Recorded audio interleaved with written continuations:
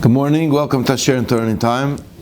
This year is the Ilun Nishmas Chaya Tzipo, Bas Chaim Peretz, and Neshama should have an Aliyah. B'shnas Esim V'sheva Shono L'Yirava Melech Yisrael. So,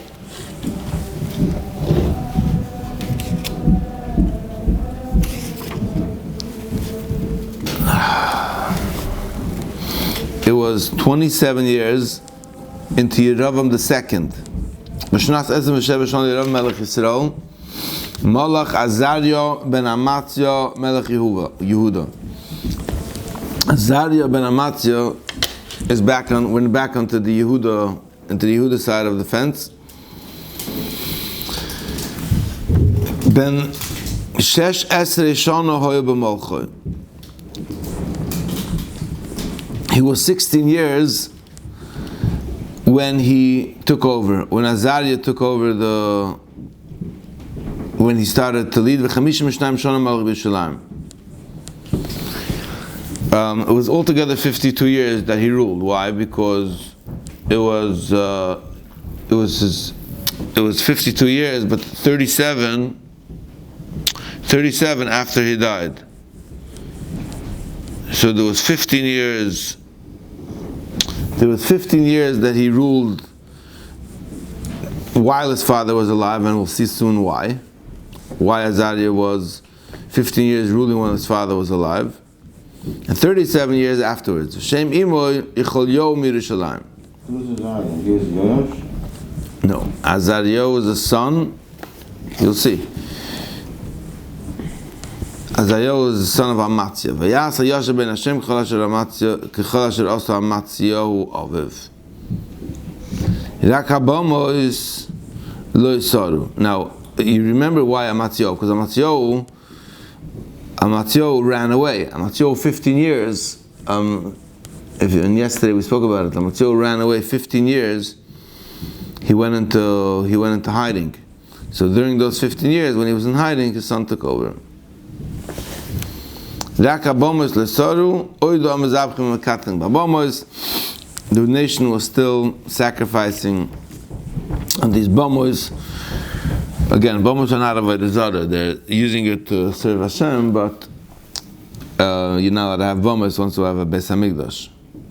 So Azariah is very successful in his battles, and because of that, it says in Divrei Hayomim that he felt very, very connected or close to Hashem, and he felt like he's more of better than thou of sorts. And because of that, in the Divrei Hayomim there's a story where he wanted to bring Ketores into the Beis Hamikdash, but he could be a king, it doesn't make a difference, he's still Yisrael, he can't bring Ketores. And there's a whole story in the Divrei Hayomim how he wanted to bring the Ketores, and there was a priest over there, one of the Kehanim, and he had 80 Kehanim with him, and they told him that he's not allowed to go in, you're not allowed to bring incense. And he got mad, and he had the pan that had inside the incense, and the whole story back and forth with Melachim, and the Medrash tells us the whole story that was going on from above, and they wanted to kill him, they couldn't kill him. And the story was that he got struck by leprosy. Tzeras came down from heaven. And once he was a Mitzvah, he wasn't allowed to be in the Beis Hamikdash, so they escorted him out. So they escorted the king out because he was a Mitzvah. But essentially he was Yerushalayim. Essentially he was a good king. Essentially he was a good king. He was Yasa Yashar Be'eni Hashem. And what happened was, that's what goes in the next pasuk. Vayinaga Hashem es hamelech. Hashem struck him with tzeraz. V'mitzoyre ad yom Mosoi. Became a mitzoyre ad yom Mosoi. Vayeshev bebeis hachofshes. And he went to live in a free house. House of freedom. Beis hachofshes. Why was it called the Beis hachofshes? So they built it in the Beis HaKvaros because he was a Mitzvah. So he was a Mitzvah king. And it's very tragic because he was finally a king. It was Yasa Yosher B'nei Hashem, but he went the reverse, that he was going to do things that was out of the boundaries of Yisrael to do. He ended up in the Beis HaChavshes. So there's two reasons why it's called the Beis HaChavshes. One is because the Beis HaKvaros Meisim Akrim Chavshem. It says B'Meisim Chavshi. So he was sent to a free house, means that he was sent to a house together with the free, together with the people who are free from this worldly constraints. The other reason why it's called the Beis HaChavshi is because he became freed from his responsibilities as a king. Beis HaChavshes means, even though it's a tremendous honor and it's a tremendous, it's powerful to be a king, it still comes along with huge responsibilities. And now that he was freed from it, he was sent to Beis HaChavshi. Oy oy. So Yosam ben HaMelech al Abayis. His son Yosam took over Shofet as Am Oretz. He was the one who was ruling the people on the land. V'yeser divrei Azariyahu v'chalasher also k'suv Malchei divrei Yom Malchei Yehuda. So Yosam was the little child. He was born when he was, I think if you make the cheshbon, he was like 1 year old or something. And he lived in the palace. And when he got old enough, he took over. So Yosam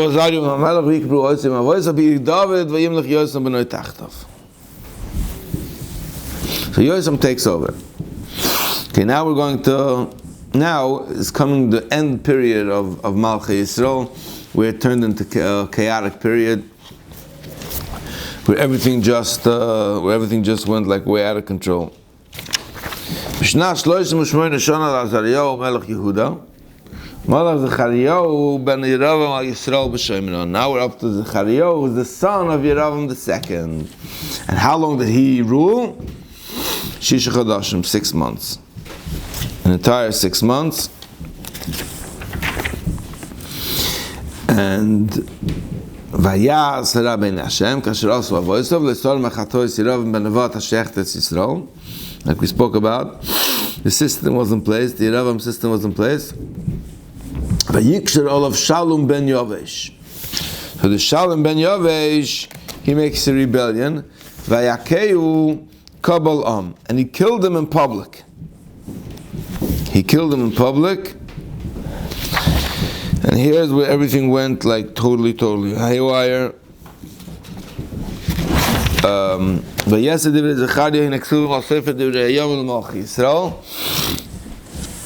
This is the first time where we're having like public assassinations going on. So this is just the sign of the state of control that was going on in Malchei Yisrael at that point. Hu dvar Hashem asher diber al Yehu le'moir b'nei Revim yeshvu lecha al kisei Yisrael v'hi chen. Shalom ben Yovesh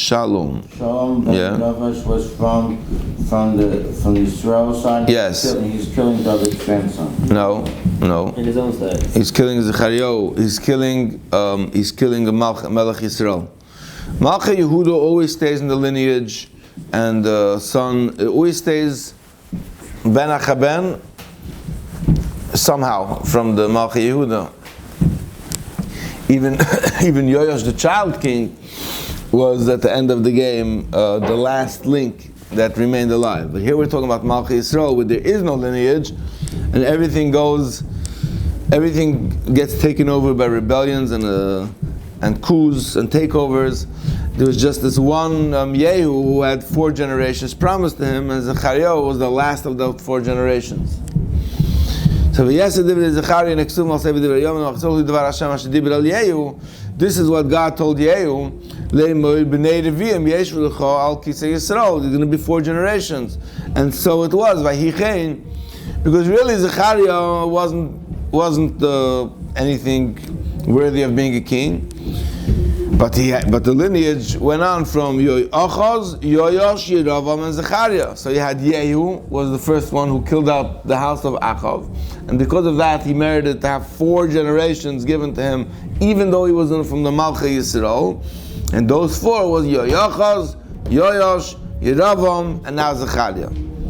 Now Shalom ben Yovesh Malach b'shna 39 shana l'Uziyahu. No, Uzziah was Azariah. The reason why it was changed from Azariah to Uzziah, Azariah was the one who was from Melchei who just became a leper. So they took out the Reish from his name. So that's one of the Mefarshim, and he was called Uzika. Oz. Oz is a lotion of strong. That means it used to be named was Azariah was Hashem is going to help him. Right? Azariah. Now he was Oizika, means that Hashem gave him strong, means he gave him a strong, like the color of a leopard. It was something that was called Oiz, strength or strong. So they took out the Reish from his name and he was called like the leper king. So this Shalom ben Yavesh who makes the assassination, how long does he rule? For 1 month. Yerach Yomim b'Shoimron. Chaos.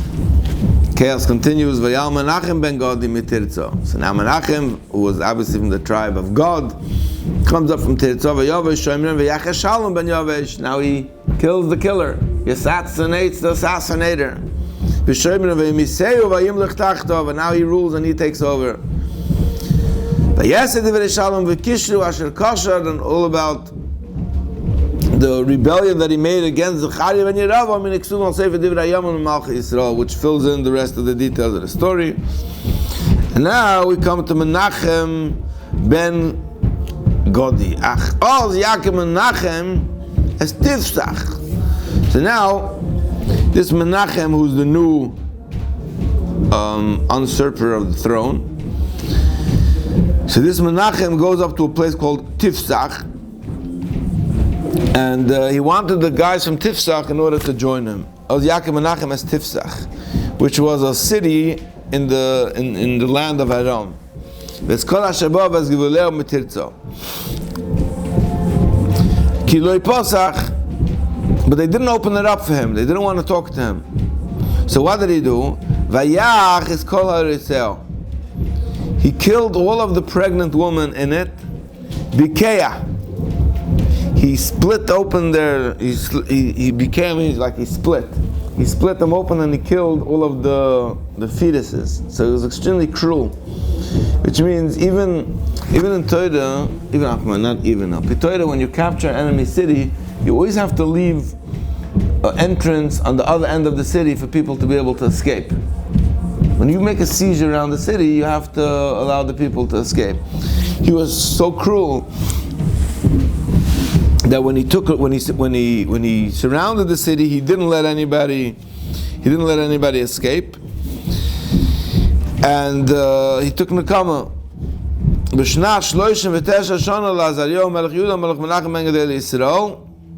And he lasted Eser Shana and B'Shoimron. He lasted 10 years. But again, we're talking about somebody who was exceedingly cruel.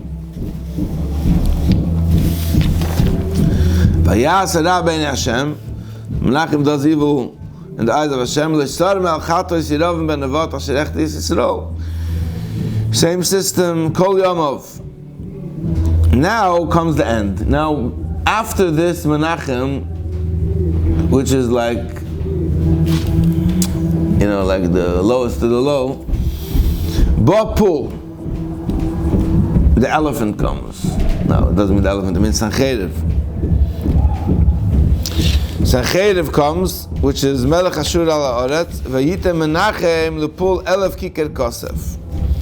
He gives Sancheriv 1,000 kiker kosef, the Yos Yodav Itoy, Lahachzik HaMamlocha B'Yodoy, in order that he should help him with the king of Ashur to protect him, like protection money of sorts. Vayotzim Menachem as a kesef, we didn't have the money. How does he have 1,000 kikar kesef? So he made like a tax on Yisrael, but not on everybody. Akol Gibori Achaya Losses Lamelech Ashur Chamishim Shkolim Kesef Leish Echad. 50 shkolim for every single one had to bring. So he made like the system where all Gibori Yisrael had to amass that amount of money either through taxes or through a levy or however. But Yashem Melech Ashur, now that he's paid him his protection money, his mafia money, he paid him the money that he should lay off. And he didn't keep his promise. So that's what happens with the mafia. You pay them the protection money, and then they pack out. That's what happened over here too. You pay them the money.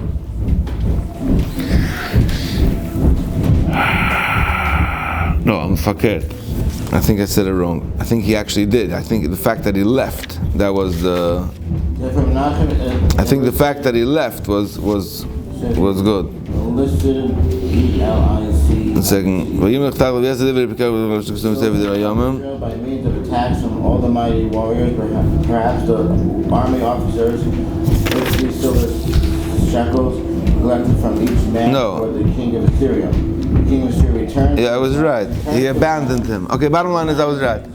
He abandoned him. The punchline is he didn't fight with him, but he abandoned him. He paid him money that he should help him out, and he didn't help him out. He just left. So he ended up leaving the money, but he didn't fight with him personally. So it was like a half success. V'yaseh divrei Menachem v'chol asher asa lehem ksuvim al sefer divrei Yomim Malchei Yisrael. B'shnas 50 shana l'Azaryahu melech Yehuda. It was 50. Vayishkem Menachem Mavoizav, Menachem dies, Vayimelech Pekachia b'noi tachtav. Now Pekachia takes over, his son is Pekachia. So now it's another Malchei Yisrael.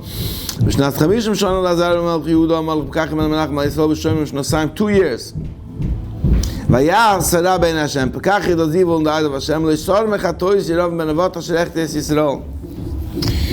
He did not go away from the sins of Yirav ben Avat. See, Yirav was such a rush, he became an example of something that's bad. He was miyuchas to him. Yeah, not only that, we spoke about it yesterday, that there was a Yeravam II. He was even had another Yeravam that was named after him. That's how popular he was. Yeravam created like almost the first alternative religion, and he accomplished his political gains that he wanted to accomplish. He accomplished that throughout the entire history of Malchei Yisrael, they never merged again with Malchei Yehuda, even when the kingdoms were friends. Even though when there was like an alliance, and even when there was battles between them, they always stuck it out because of the Iglei Zav, which they worshipped, which nobody had any motivation and any reason to go back to Yerushalayim. That was the ploy that he used. Vayikshir olav Pekach ben Remaliah. So now back onto the decay of the Malchei Yisrael.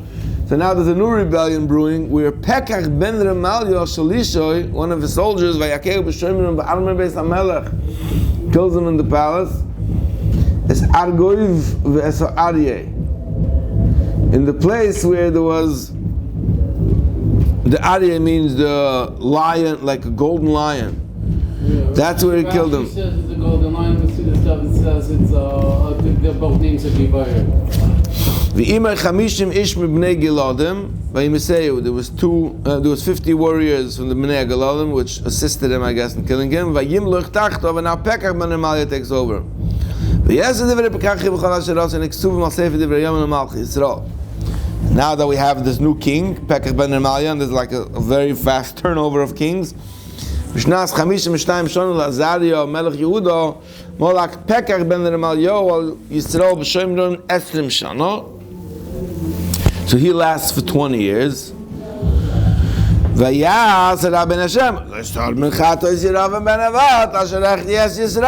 this is the most common phrase that we're coming up again and again and again. It means that it seems like almost like God was like hoping beyond hope that the people would break their old system and create something new, and that never happened. But another way of looking at it is in that more modern times, where the people that created the so-called movement to reform conservative, they had an idea, but they're passionate about it. Right. At the end of the day, what they wanted even didn't even happen. Like it got worse. It was a worse thing than when they wanted. Right. It's Some like of them started out as a time they just wanted. Right. It's like Animal King, right? You know the book Animal Kingdom. What is it called? Animal Farm. Sorry, Animal Farm. Wow, it's been a long time. Animal Farm is the story where people, they tried to make something better than what was, and it ends up being much worse. That's really the story of all of Nach. It's the story of people trying to improve on the natural state of events with human inventions, and it ends up being worse. The whole kingdom, the whole institution of having a king, at the beginning of Shmuel, because they wanted to stamp out corruption from Eli HaKohen's sons with Chofni and Pinchas. And then Shmuel, they wanted to, then Shmuel and Navi's children, so they wanted to they're going to have a king, they wanted to have a king who was going to lead them, and Shmuel HaNavi cried to them and told them it's not going to work, and he told them it's going to end up much worse, and they insisted, and from there on, the entire story of Menach is how it just gets worse. And then Yirav ben Nevat, like you said, is also coming and is going to improve on things. He's going to stamp out the corruption of Rechavam, of Shlomo HaMelech. Yirav was the one who confronted Shlomo HaMelech. He was going to stamp out Shlomo HaMelech's corruption. Animal farm. So maybe you see brothers that to push a corruption too much is not good, because it's going to be there. We're human. We're going to do things. Yeah, it's the lessons are. There's a lot of lessons. The fact is that people are always going to try to stamp out corruption, and it's just going to end up getting worse. Even though there were corruptions which were stamped out, and it ended up getting better. I would say you can argue that democracy stamped out corruption that was going on, for example, in England. It was going back from the monarchs. And I would say that the countries which are democratic, I mean, there's always corruption going on even within democracies, even right now, but in the big picture, this institution of making four powers, of how they set up governments, with this balance of powers, definitely, I think you can argue that it improved. Anyway, B'mei Pekach Melech Yisrael Bol Tiglas Pelesen. Because he did, was also Rabbi Ein Hashem, came Pekach Melech Yisrael Tiglas Pelesen. Tiglas Pelesen is against Sancheriv, Melech Ashur. V'yikach es Iyun ves Ovel beis Macha. So here's again the beginning of the downfall of Malchei Yisrael. Here's where it's beginning. Sancheriv takes Iyun es Ovel beis Macha. It's the name of a city. Ves Yonoyach ves Kedesh. I wouldn't be surprised if Beis Macha is named after Asa's mother Macha, because the same town is mentioned earlier when we discussed Macha. It also says something about Beis Macha. Could be. Where is it Sancheriv? So the Mefarshim say it's Sancheriv. Chazal say that it's Sancheriv. Who's Sancheriv? Tiglas Pelesen.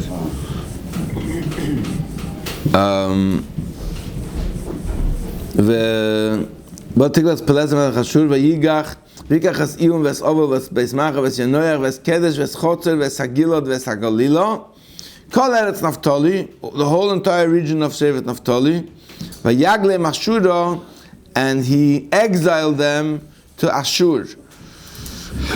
He exiled them out of the land. Here's the beginning of the exile.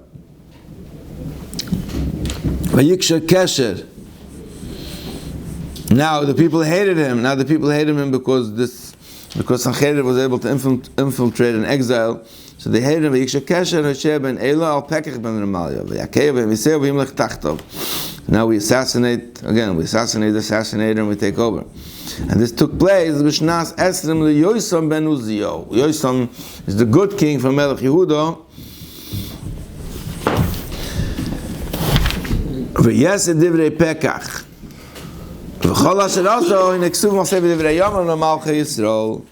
Now, going back to Yosam was a tzaddik. Yosam ben Uzziyo Melech Yehuda. His father was the leper. B'shna shtayim lepekach ben Remalia Melech Yisrael. Melech Yosam ben Uzziyo Melech Yehuda. V'esem shana b'esem v'chomesh shana hoya. B'mocha v'shes esem shana Melech Yerushalayim. V'shem imoi was Yerusha bas Tzadok. V'yasa Yosha ben Hashem k'choy asher asa Uzziyo aviv k'asa. He who followed in the path of his father, with the leper king, it was Yasa Yosha. Now, from all the kings in Malchei Yehuda, Yosam is the greatest tzaddik of them all. Rak Abamois lo yisaru. Yeah. Rak Abamois lo yisaru He built a Shar Beis Hashem, he built a gateway to the Beis HaMikdash. He improved on the one that was before, and he added on to it. Which I found it fascinating that Yosam finally, after so many generations, we have one king, Yosam, who's like, according to Chazal, he's like the prize king. Couldn't get better than him. Every single king had sins. David had Bathsheba, Shlomo Melech had with the wives and with the Zodas, and everybody had something going on over there. Yosam is Tam. The name of his word is Tam. He has Tam in it. He was a Tam. He was complete. He was a Tamim. And whatever, it's just... And he still didn't take away the bonus. Huh? And he still didn't take away the bonus. Still didn't take away the bonus, right. But relatively, he was like the... Why weren't the Bamais phased out at the time of Shlomo? Let me just finish. V'yishkav Yosam and Mavoisav. V'yom mehem ha'ich Hashem. V'yaseh devar Yosam chalash ras aleim k'suv ma'aseh v'devar Yom and Malchei Yehuda. V'yom mehem ha'ich Hashem lahash l'shliach v'Yehuda ritzin melech Aram v'es pekach ben Remalyahu. They wanted to get into a battle. Yishkav Yosam and Mavoisav, and Yosam was nifted and Mavoisav Yikavir and Mavoisav Yedavid Aviv Yimlech Achaz Benoy Tachtov. I just want to read Yosam was the only king. I just want to make the cheshbon of where you see Yosam didn't commit any sins, right? David had the story with Bathsheba.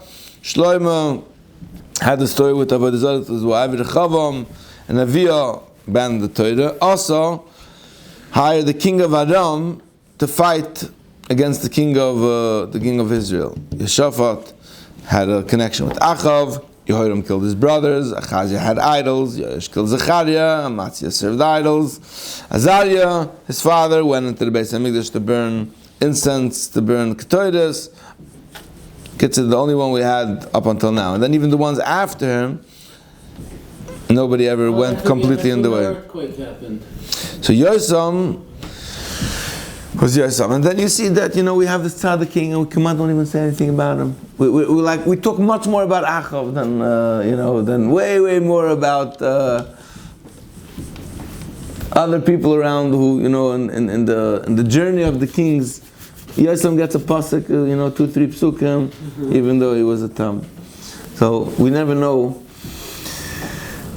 what's the lasting messages that we need to learn from. The fact that somebody was a complete tzaddik, I don't know. Doesn't seem like there's a lot of lessons that we're learning from him. And the fact that somebody wasn't such a tzaddik, or maybe went through a struggle, has a lot more to teach us. Well, he had a boring life, in a way. He didn't get assassinated. Right. He